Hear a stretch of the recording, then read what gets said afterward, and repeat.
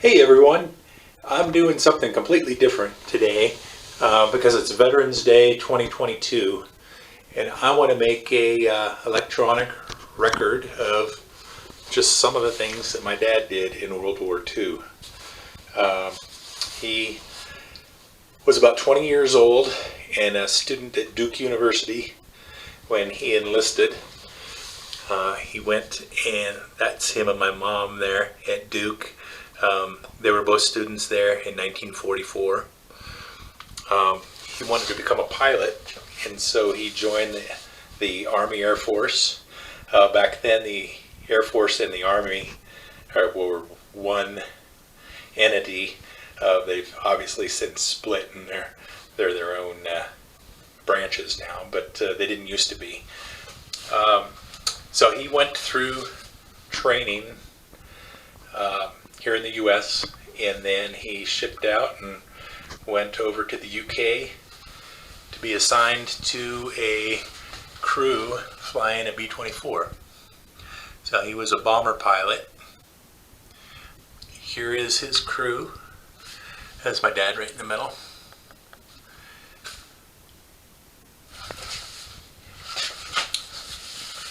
So, if you guys have ever been to a air show where there was a B-24, some of you know that when you get up to these things in person, they're surprisingly small. They're made like a tin can. They've got a thin aluminum skin, aluminum airframe, and no insulation for either sound or heat. There's no heat on the plane. So when you're flying at altitude, it's extremely cold, and what you would wear were these leather and sheepskin jackets and pants, and really bundle up and try to stay warm. Incredibly cold on the plane. My dad's radio man here kept a nice account of all their missions, and he mentions that it was often they were getting a reading of 40 degrees below zero in the plane as they were flying. So incredibly uncomfortable.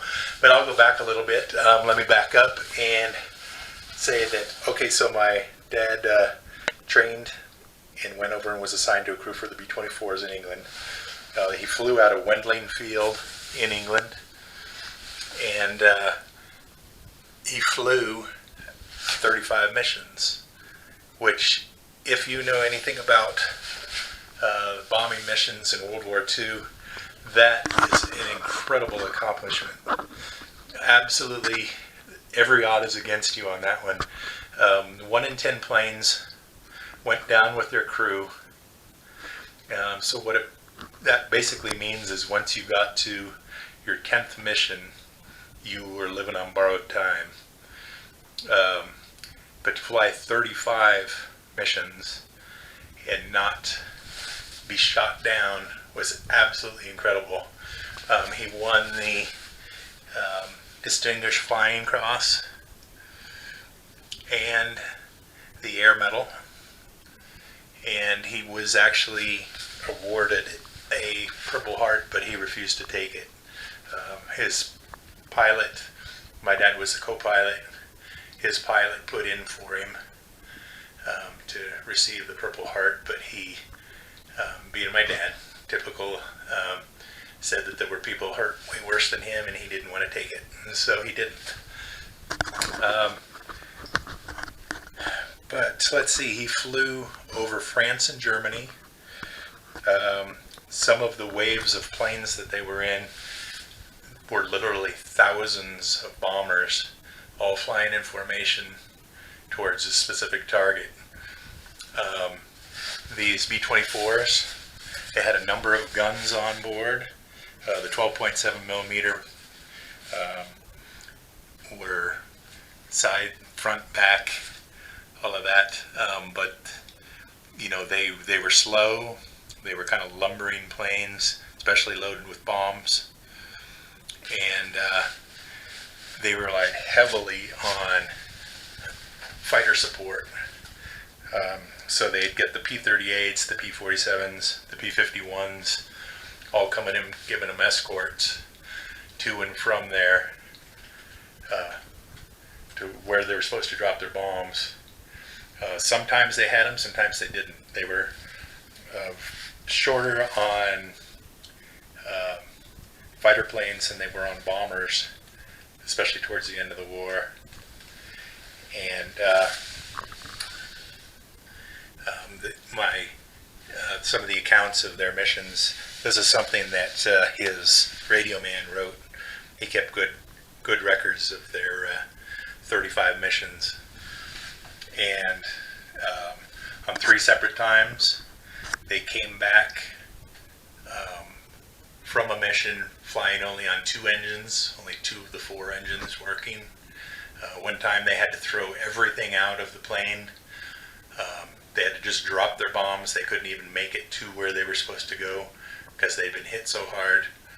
They had to drop the bombs, throw out all their ammunition, throw out everything that wasn't bolted down, and try to make it back to England on two engines, which they did both times. One time the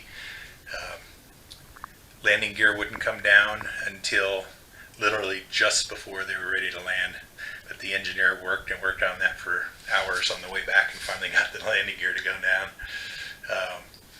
So just an incredible story.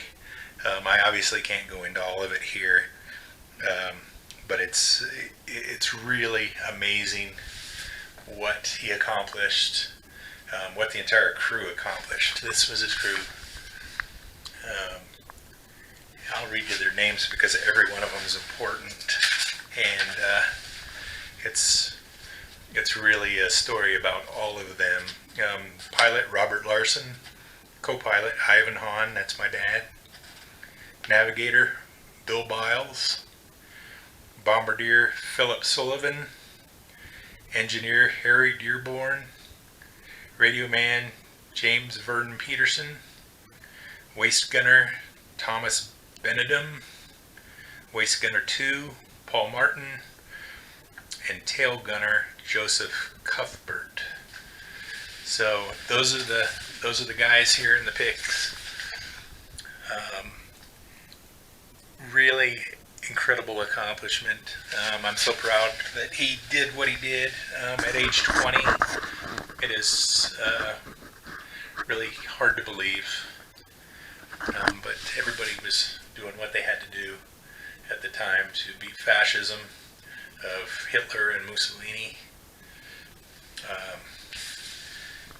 When he got back to the States after his 35 missions, he helped train pilots, and he also flew submarine watch down in the Gulf, where he'd fly out over the Gulf in a plane similar to this and look for submarines under the water. You could see them from a few hundred feet up, whereas you couldn't see them from the surface, and then they'd call in the Navy and they'd drop up charges. So here's a picture of my dad at the controls, 1944. His very first mission was July 16th, 1944. Here's some of his crew. That's Bill Biles on a 1,000-pound bomb. Another guy, I'm not sure which guy that is, on a 1,000-pounder. That's my dad on one. I have very few pictures. There he is again. This is him riding his bike around Wendling Field, the airfield there in the UK. Eating berries off the hedgerows. I guess that was one of their favorite pastimes. And then just, I believe that was his engineer right there. That's my dad on the left. Hanging out in these barracks between missions. So normally they would get up at 2 in the morning. They'd go in for their briefing.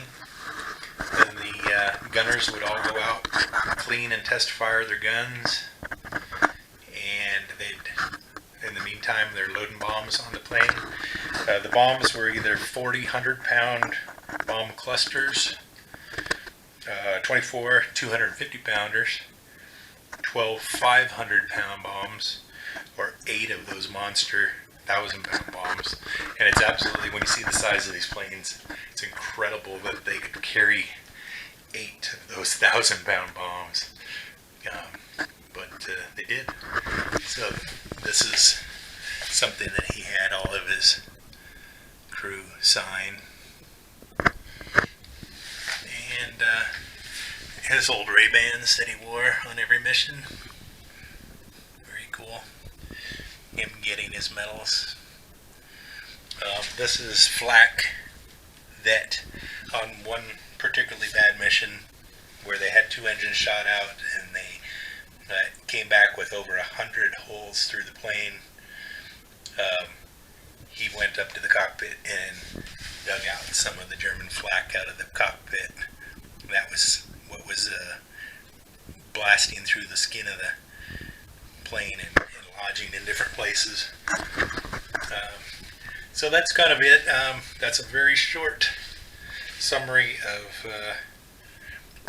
something that deserves a whole lot more time, but at least I'm putting out a little bit of electronic record on this. It's just unfortunate that so many stories like his are just lost to time with no real record. But here are some of the things that I have that were his, and very cool.